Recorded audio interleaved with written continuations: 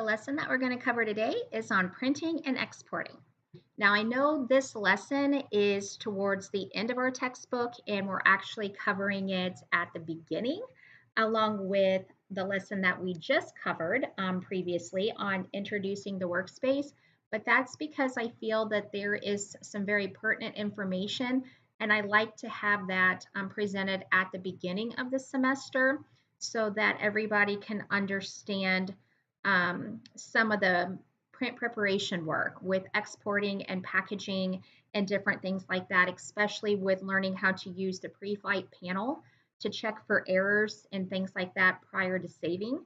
So I'd like to go ahead and cover not the entire lesson, but there are some sections inside this lesson that I do want to cover. So that's what we're actually going to start on in today's lesson. All right, we need to go to File and Open. And 13_start is what we need to open. And of course, we get our issues with links dialog box. Okay, normally we could just go ahead and select update modified links and then just go ahead and go right on with the lesson. But for today, the book is actually going to have us to select don't update links. Okay, so I'm going to go ahead and select this. Okay, but before I do, I want to point out to you that as you begin working the lesson, when they have you open this up, they're telling you obviously to go ahead and select the do not update links because you're going to actually end up correcting some of these links later on in the lesson. Okay, but whenever you open this up, I think in the book it's telling you that you're going to have maybe one modified link. Okay, when I'm opening mine, I'm getting 0 missing links, but 20 modified links. Okay, so I'm going to show you actually in the lecture video, as we're kind of just talking about the different topics in the lesson, I'm going to show you a couple of things. Okay, so be sure that you watch this in its entirety. So I'll go ahead and click that, and it will go ahead and open up 13_start for us. Okay, and I'm going to go and resave this right now. While I'm thinking about it, I'm going to find my file folder. Here it is right here. All right, so I'm going to save this in my lesson 13, and this will be saved as 13_press. Okay, inside my lesson 13.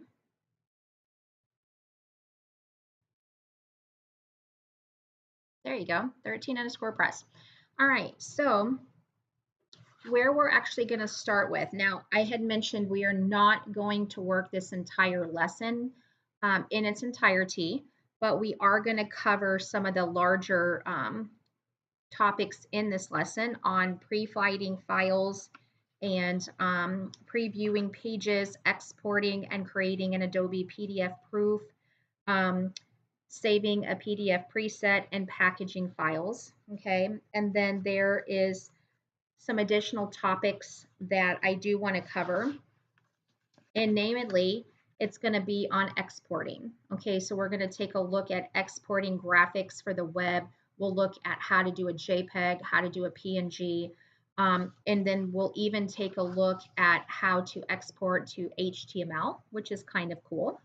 And then we'll end the lesson on exporting pages for social media, which of course is really important because everything's on social media these days. Okay, so let's go ahead and begin with pre-flighting files.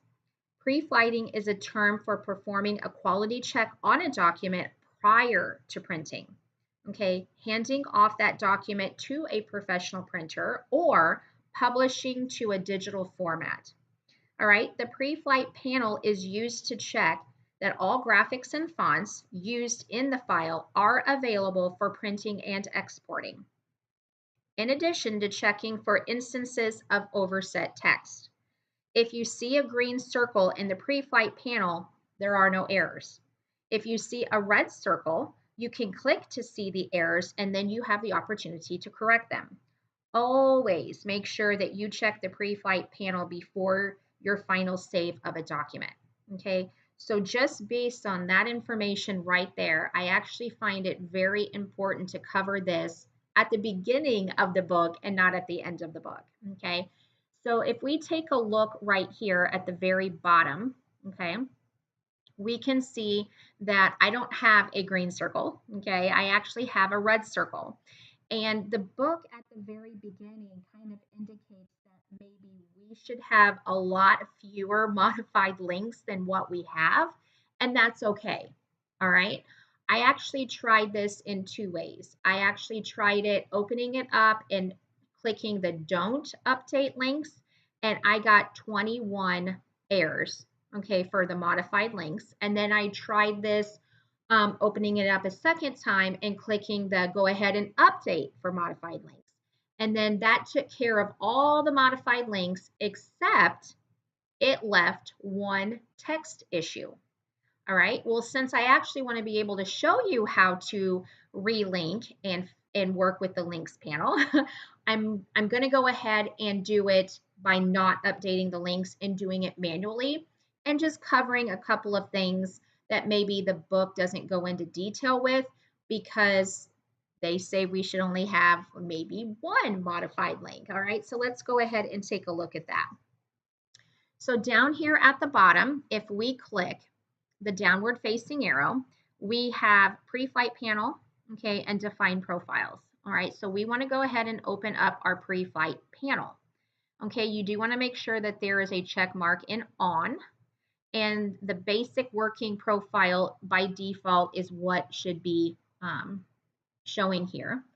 And then you can see that there are two main errors that we specifically are working with in the pre-flight panel. Okay, links, which are images used in our document here. And then of course there is text. All right, so text issues here indicate overset text. Okay, and so we're going to talk about that too. All right, so if I expand under links, okay, I get a modified link. Now, on the update links dialog box, you know, the missing links or whatever dialog box, when I went to open, it didn't say anything was missing. It said it was modified. All right, so that could be that maybe the location of the image moved after it was inserted. Okay, something along those lines. And that's fine. It's very easy to work with. Okay. So if I go ahead and click to expand to see all 20 instances of where all of these modified links appear, we can actually scroll down and click. These are links, these page numbers are links. It actually takes us to all of the images, and it will actually select it for us by clicking it. Okay, so if I scroll down, one of the examples in this lesson that they used is this lily.jpg. Okay, so if I select it and expand the info section at the bottom of the pre-flight panel, it actually tells us what the problem is and how to fix it. Okay, pretty cool. So it says the linked file has changed and the link needs to be updated. The fix is in the links panel, use the update button to bring the link up to date. It really is that easy. Okay, so if we open up the links panel, okay, there is pretty much the same thing. Everything is listed here. Okay, it actually tells us what page it's on and it's linked just like it is here in the pre-flight panel. And it is showing us that we do have 20 total links. Okay, so it shows us that there's 20 modified links. So like I said, maybe they were inserted into this document and then the file folder that contained those images was cut and pasted or moved or something like that, relocated, if you will. All right, so there is actually a couple of ways to approach this. All right, so even if I click the page 8 here or I do it right here, it's still going to take us to the exact same thing. Okay, so I just kind of want to start here first, and I'm just going to slide my pre-flight panel out of the way so you can see. Oh, I did not want to dock that. All right. So you can see that at the top here, we get the little triangle, the little yellow triangle with like a black exclamation mark in it. That's letting us know that, hey, there's an issue with this picture. The picture is loaded, but here's the thing with desktop publishing, okay, when you are working on a project, all right, InDesign likes to know exactly where the fonts are, all right. It wants to know exactly where these images are. It creates a link to and from that. And if that link is broken, it lets you know. Okay. And that's very important. And you may say, okay, but why is that important?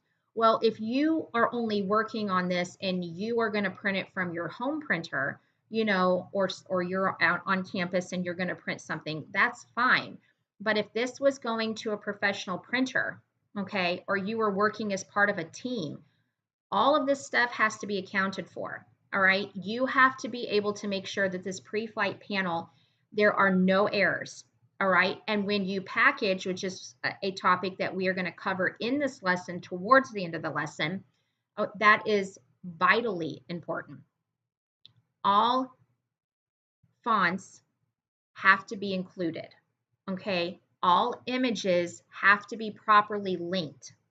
All right, so if a folder was relocated, all we have to do is tell InDesign, okay, we're going to relink it. Here is where the new copy is to that, okay, or the relocated copy is.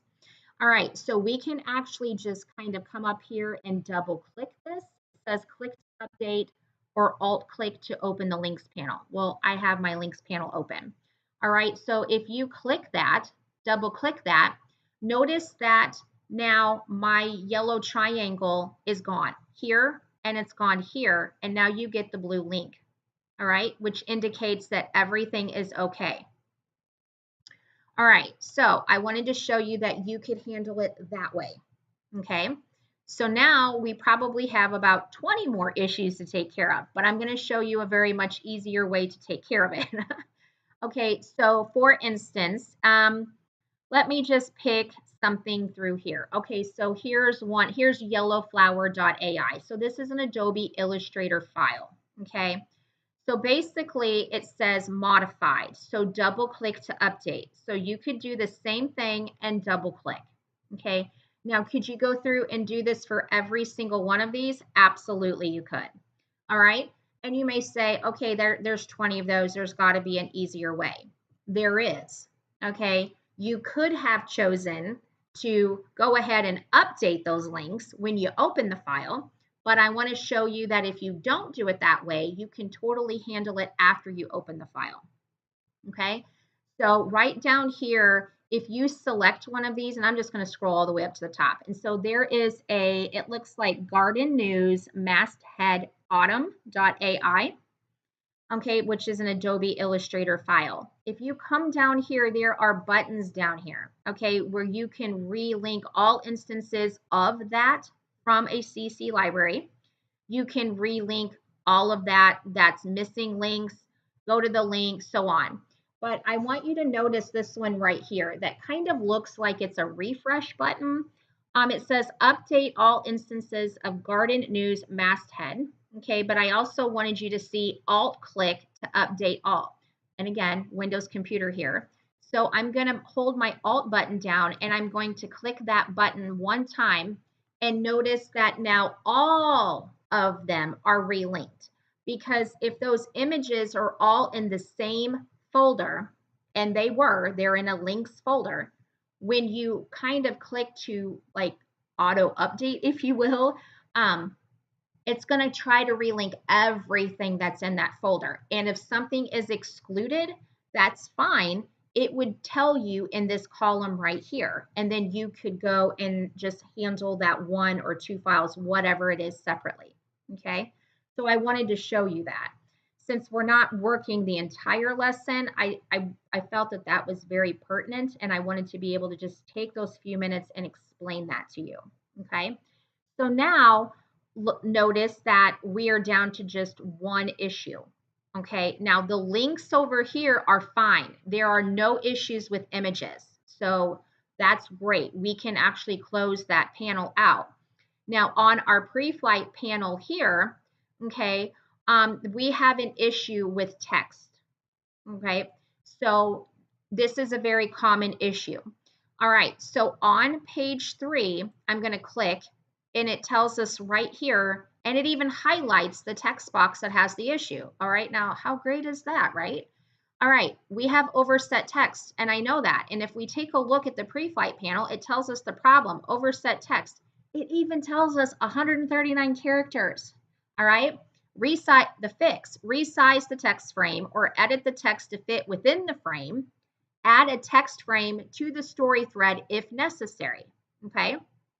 Now, in about 4, 5, 6 more lessons, we're going to devote 2 lessons together of nothing but working with text in the terms of flowing text, adding text frames as we flow text, and then doing some really kind of neat things with that. But for the time being, this is a very simple fix. You can just, with your selection tool, hover over the text box and the handles that appear, and then just drag all the way down to that guide and release. And notice that there's no more plus sign, so overset text is fixed. There are no more errors in the pre-flight panel. I'm going to close that out. And if we take a look right here, we are now down to a green circle and it says no errors. So pre-flight panel is perfect. All errors are fixed. So I'm going to do a Control S and I'm going to save right now. Okay. All right. So the next thing that I want to do is I want to talk to you about previewing the pages. Okay, so previewing the pages. Now there's going to be some of this lesson we're going to skip. Okay, and it would probably be helpful for me to just mention that to you. So after you finish that, we're just going to skip over previewing separations. Not that it's not important, I just don't need to cover it in this lesson. We're also going to skip the section that talks about managing colors. Okay. And then we're going to go right into previewing the pages. All right. At the bottom of the tools panel is the screen mode button. Okay. And this is what I'm talking about is right here. If you click and hold, you're going to see 5 modes. Okay. Well, technically, you're going to see 4. And what I mean by that is the normal button is right here.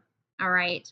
And then preview, if I click into it, there's the other 4. Okay, so there's 5 modes altogether, but this actually contains the additional 4.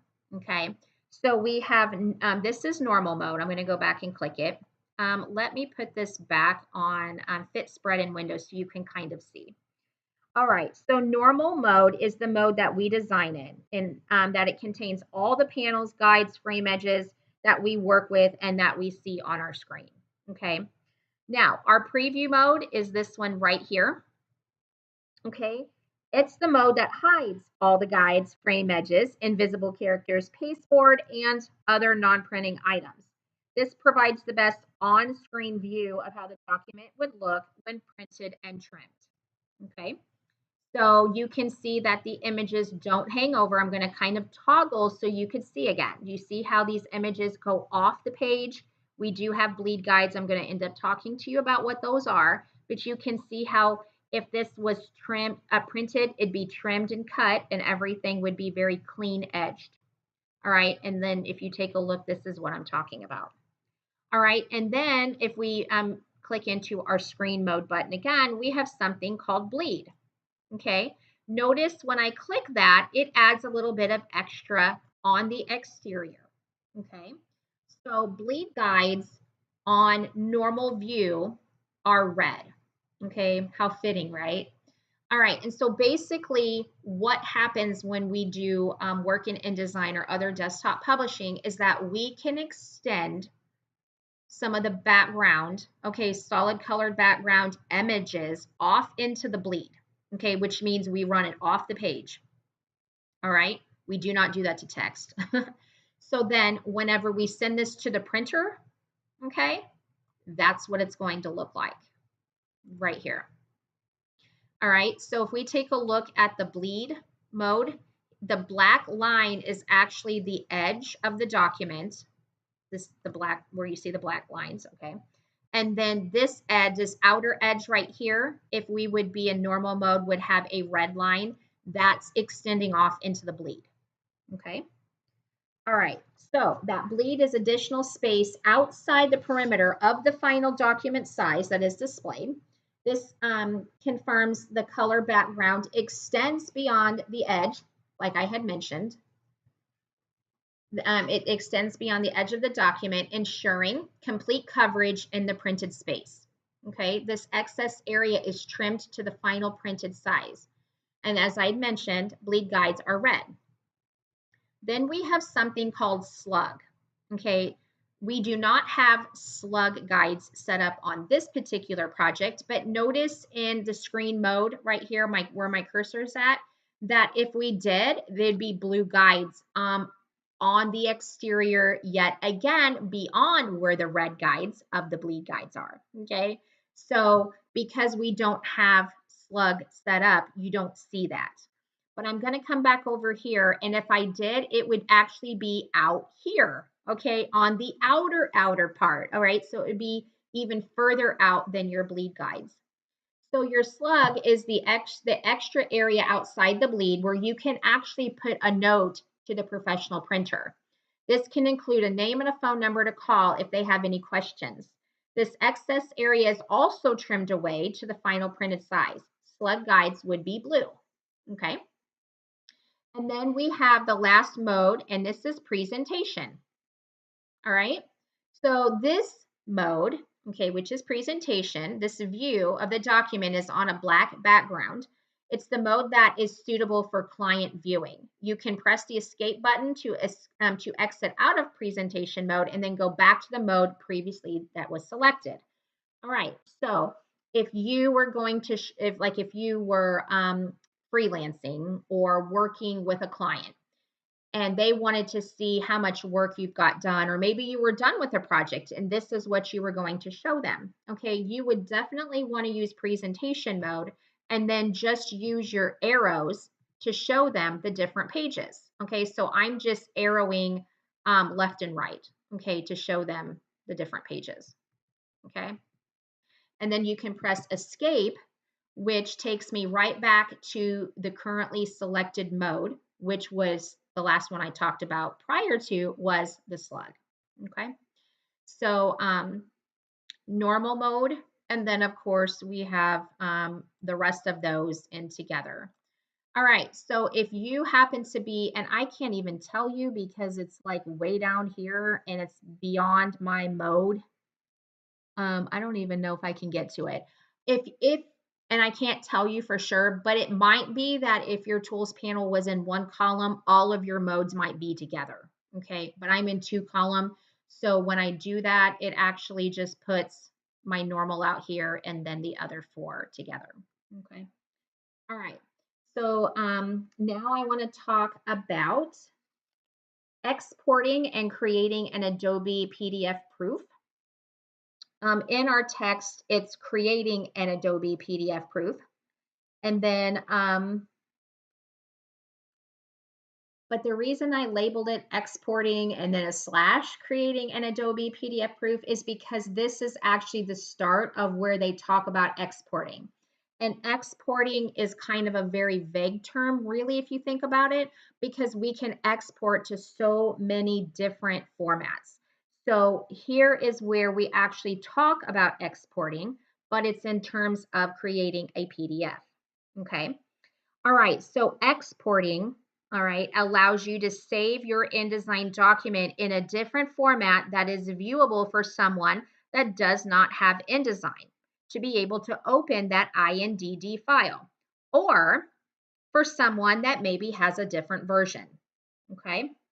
So it's not like Photoshop where it's not backwards compatible. All right. A lot of times you'll get students may not realize that it's not like Photoshop where you can just open it, whatever version.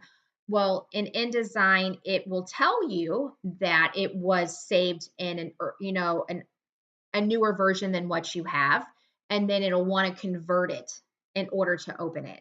Okay, so InDesign usually will tell you if there is a version difference. Okay, so this can definitely help with that, and it's something that's very, very easy to do.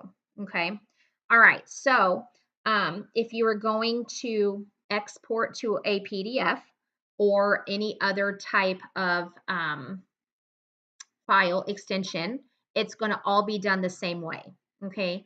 However, still kind of piggybacking off what I had just said, if you want to be able to save an InDesign file for someone that you don't know what version of InDesign they have, and you still want them to be able to open the native INDD file, regardless of what version, you can actually save this as an IDML.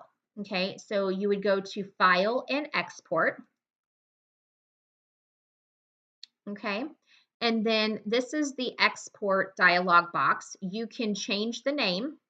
Okay, what is important here is the Save As type. All right, there is a drop down, and there is Adobe PDF, which is what I'm going to go right into here in just a second. And then here is, you have EPUB, you have HTML, you have InDesign markup, which is the IDML, you have JPEG and PNG and XML. Okay, so in this lesson, we are going to cover Adobe PDF for print, HTML, IDML, JPEG, and PNG. Okay, so there's lots of ways to export something.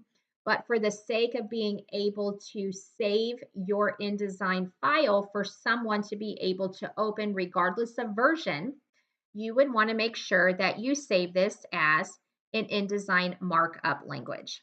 Okay, which I'm going to go ahead and save this in my files for lesson 13. And I'm just going to leave it 13_press. Okay.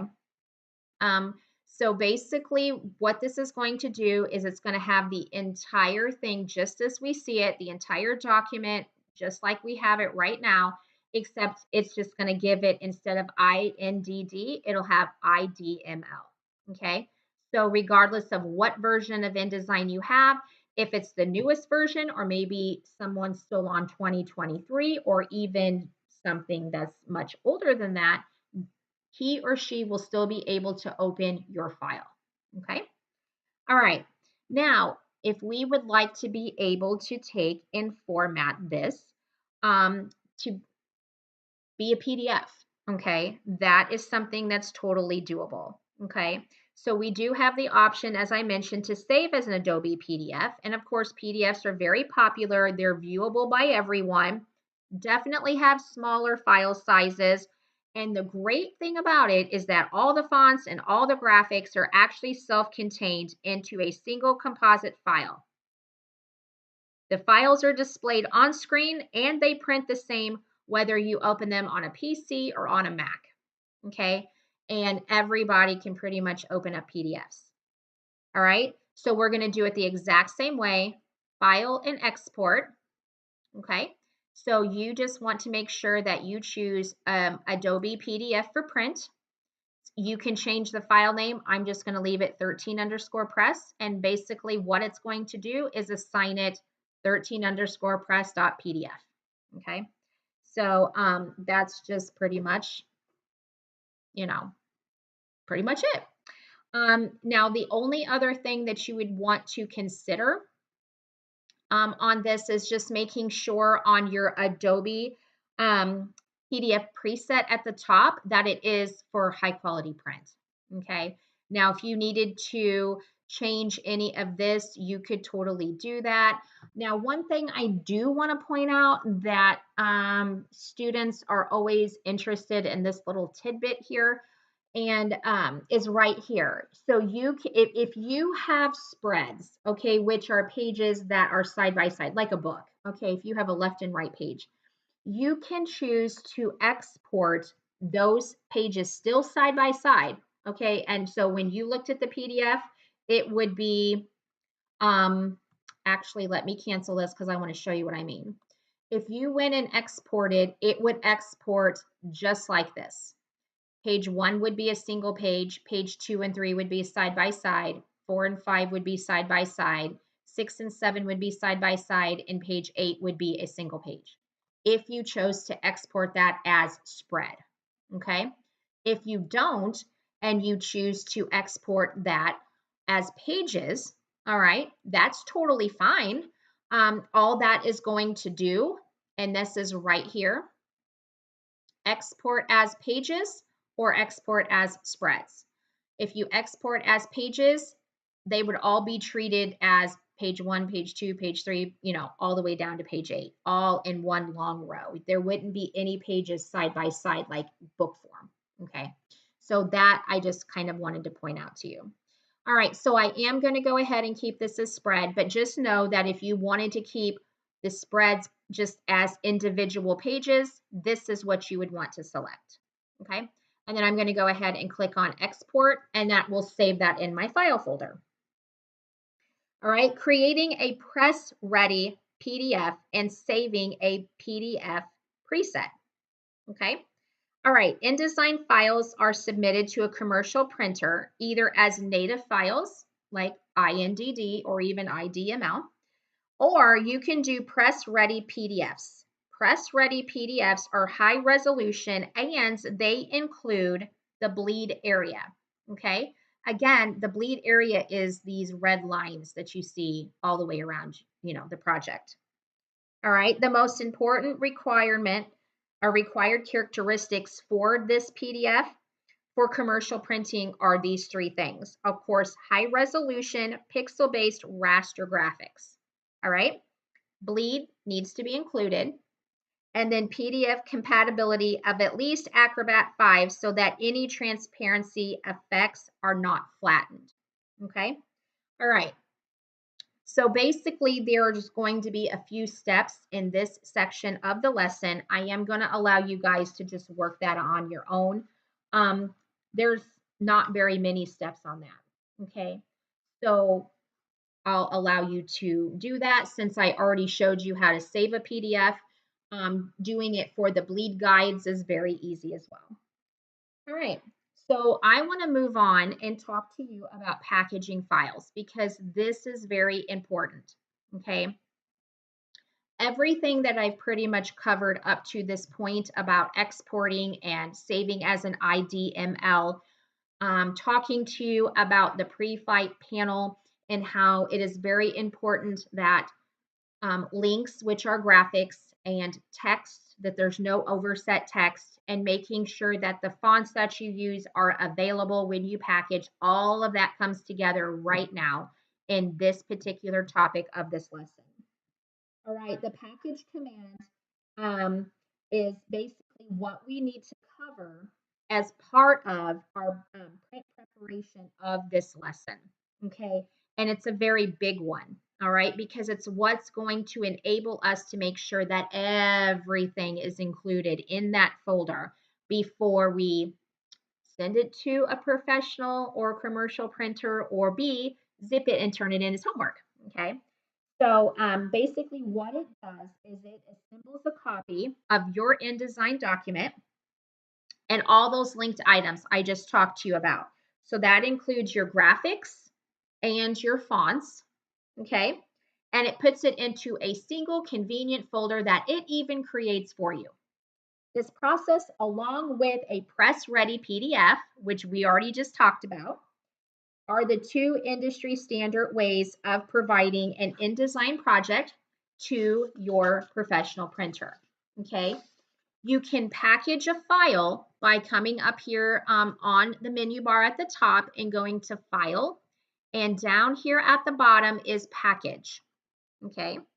Now you want to make sure there are check marks, okay, and I'm going to cancel that out so I can show you. You want to make sure that there are check marks, all right, in certain spots, all right? So usually by default, they are included, but I'll talk to you guys about that as I kind of go along, okay?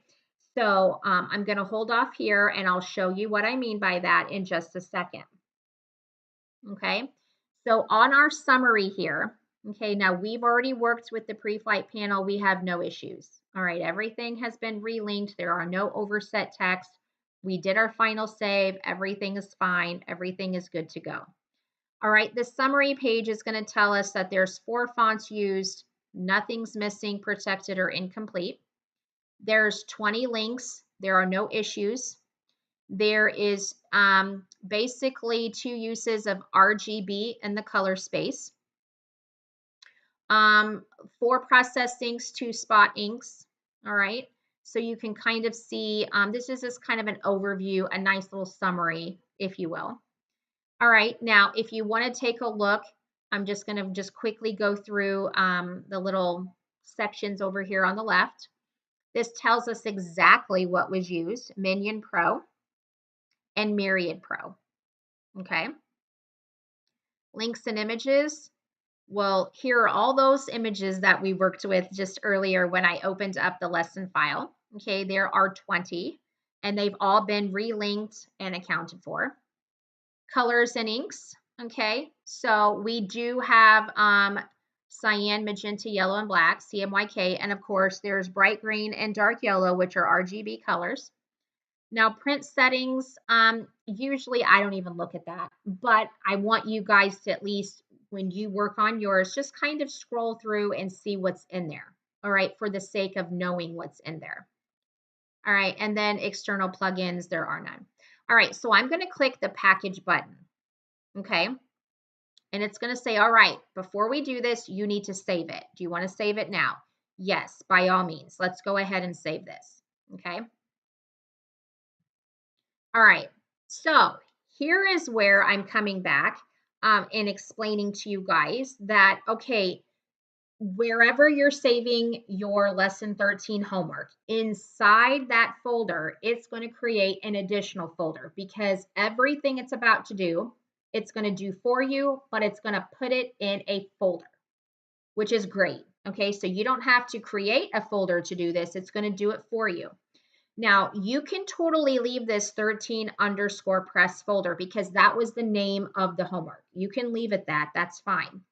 All right, but you do want to make sure, and usually by default, there are check marks here, but let's not take that for granted and double check it. All right, let's do our due diligence. You want to make sure that there is a check mark in copy fonts, except for activated from Adobe fonts and non-Adobe CJK fonts. You want to make sure that there is a check mark in copy linked graphics and update graphic links in package. You want to make sure, oh look, we just did this and now it's going to actually include both of these for us, okay? So when you package, it is going to give you the IDML and the PDF for print, and you can even tell it high quality, okay? So as long as these are, you have a check mark here, which you should, it will include that for us. All right, so that is awesome. All right, so I'm going to tell it to go ahead and package, and it's going to give me a warning about the fonts, okay, which I totally understand. I'm going to go ahead and click OK. This package document is going to do its thing, and when it's done, it's going to close out.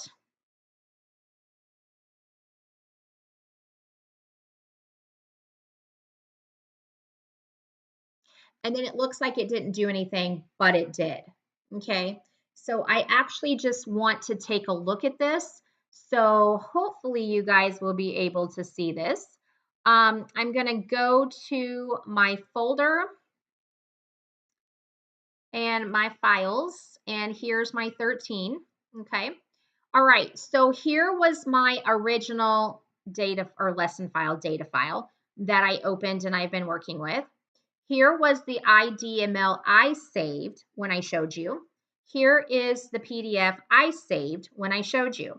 Here is the packaged folder that was just created, and I wanted to show you everything that it put inside. Okay, this is why packaging is like of extreme importance. If we click into this, notice that it grabs the same 3 files, okay? It gets your original INDD, It gets the IDML in case your printer or whomever needs to open this doesn't have the exact copy of InDesign as you when you created and saved the file. It grabs the PDF because this is the second way. Remember the native format along with a PDF. Okay. And then look, all the fonts that were used were included. So if for some reason the person or printer that you are sending this to does not have the fonts, guess what? They can install them. All right. And then all the images that were used in this project have been copied. Okay. So all 20 should be here. So when that person or printing company, whomever opens this up in InDesign, it should be exactly the way it was for you when you saved it. Okay, no errors in the pre-flight panel, everything working, everything showing, no issues with fonts, everything should be good to go. Okay, so when you guys turn your homework in, you need to make sure that if you want to zip the whole lesson 13 folder and send it to me, I'm okay with that, but I need to make sure that that packaged folder is in here, okay? Because it's worth points. All right, but we're not done. There's I think two more things that I want to talk to you guys about that will also go in this folder out here as well. Okay. All right. Exporting graphics for the web and other digital destinations. You can export graphics from InDesign into files that can be used on the web or for other digital purposes. You can export straight to the following formats by going to File and Export. So image-wise, you can totally save for PNG and JPEG, okay, and export to those file formats. All right. You can also export multiple objects at once. Well, that's convenient by using the export to HTML feature and by using the articles panel. Okay. All right. So one thing that I do want to point out on this particular lesson, and actually I didn't use it, but I believe they pointed it out at the very beginning of the lesson, that if you wanted to, I think it's printing and proofing workspace that you could use that if you wanted to. Okay. They talk to you about basically it might be separations preview is was a section of this lesson we did not cover, but that would be probably one of the main reasons why. Attributes, I don't even think that might be part of one of the little sections that we also didn't cover. So you don't have to work in printing and proofing. I just wanted to show you what it looked like as far as your docked panels on the right side. Okay. So I wanted to show you that this is what your workspace would look like. All right, I'm going back to topography. Okay. All right. So let's take a quick look here. If I take a look at the pages panel on page 5, okay, I know and like this is important to cover basically because anything that we do in as far as our projects in desktop publishing, we want to be able to utilize that outside of InDesign. Okay, so we want to be able to have these graphics that are, being taken advantage of in other applications, web use, okay, stuff that we can put on social media, okay, anything that we have that, that you can send that could be utilized picture type format. All right, so this is why I want to make sure that we do cover this. So on page 5, we have two, looks like little donuts here. I want to make sure that I select the one on the right. Okay, it's kind of a reddish color. And then you guessed it, I'm going back to File and Export again. Okay.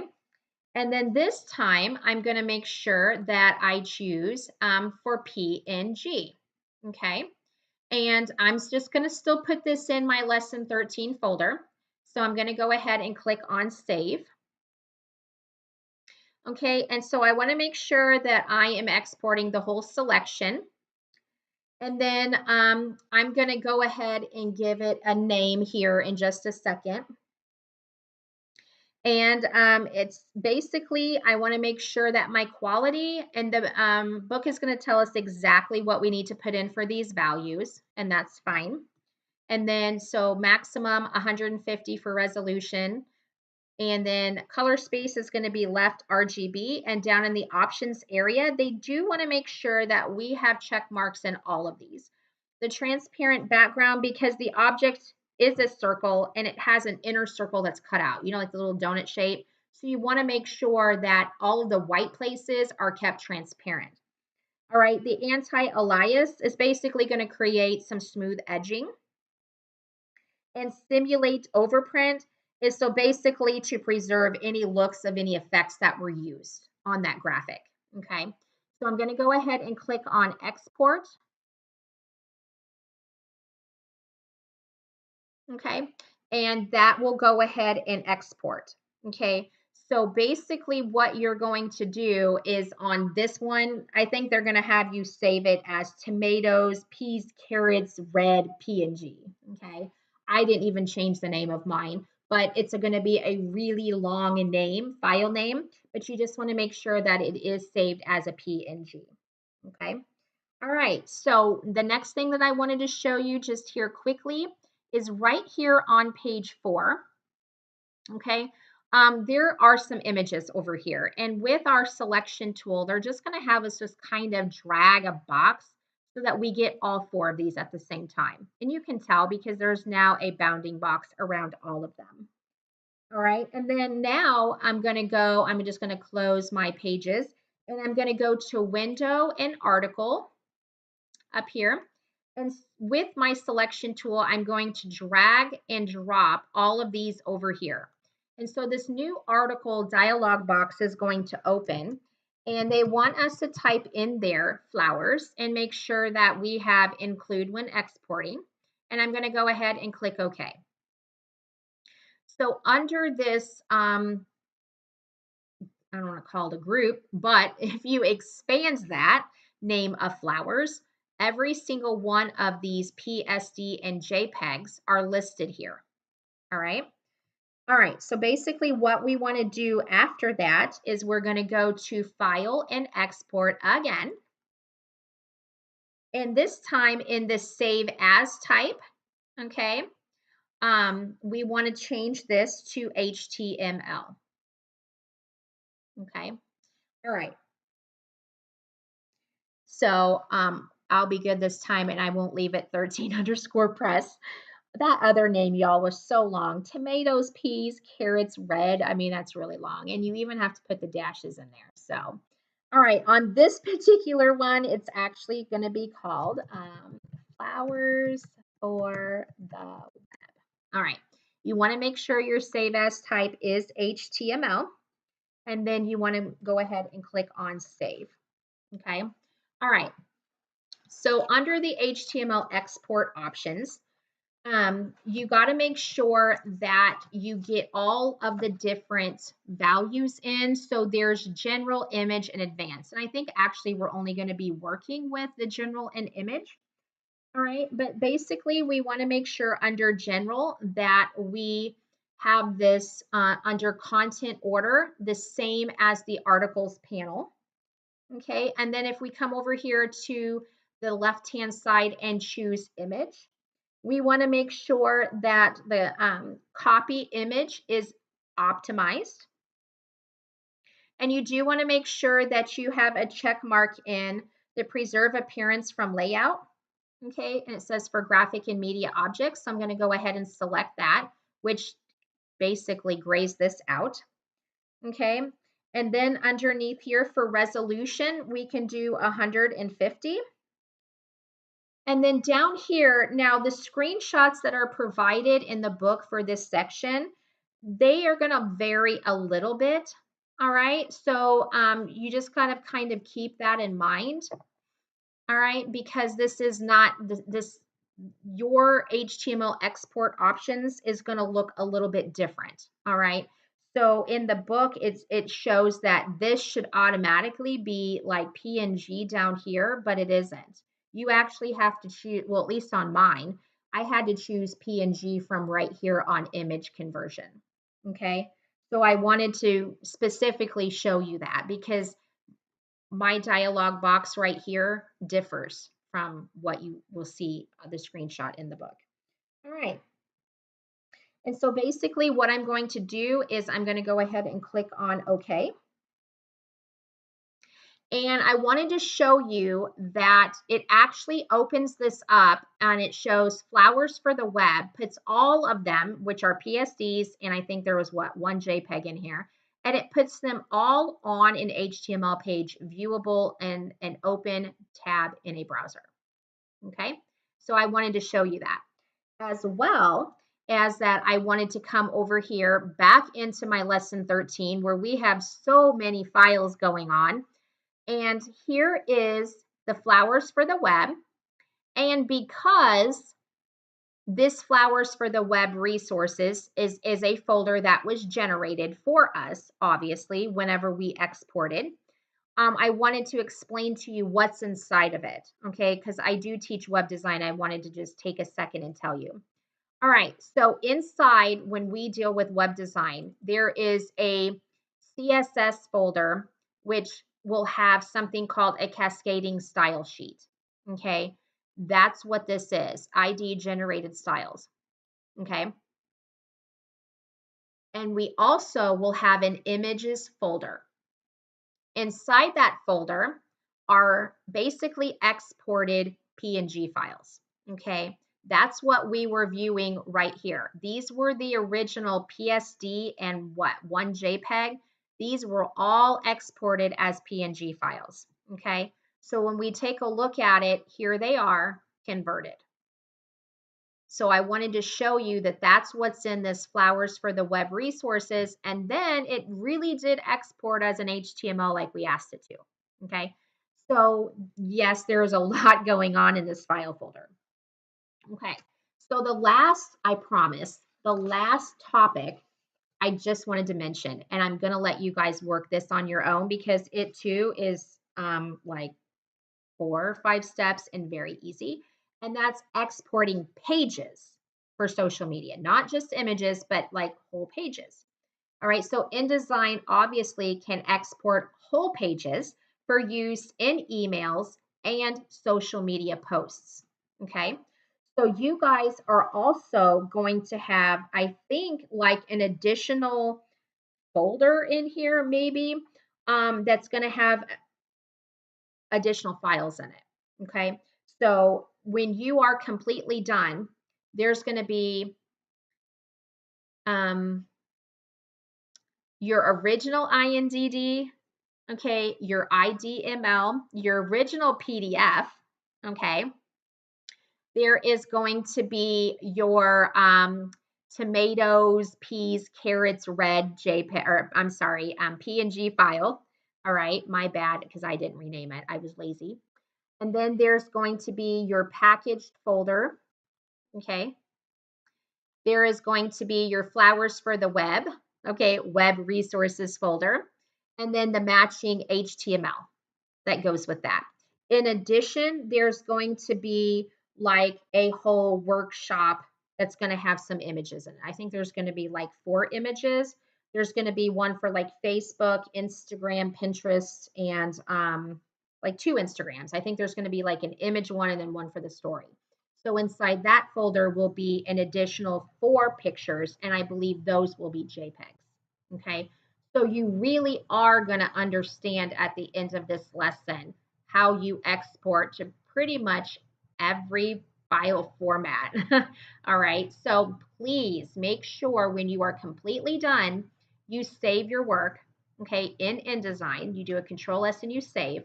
All right, and then you open up either the due date table of what you have to turn in, or even the calendar of assignments, or if you're already in Blackboard, match that and make sure that everything is included in this lesson 13 folder before you zip it and turn it in. All right, that is very important because it can just be difficult to grade and figure out what you have missing if you don't make sure everything's in there, and then I have to message you, okay? So one last thing that I wanted to show you guys as a reminder, When you are done with this lesson and you're ready to submit this to me on Blackboard, you're going to come back into your home where you're storing your homework or saving your homework. And then you are going to, and I'm on a Windows, right click, and I'm on 11, Windows 11. But you should have, like, if you're on Windows 10, it may say when you right click, send to, and then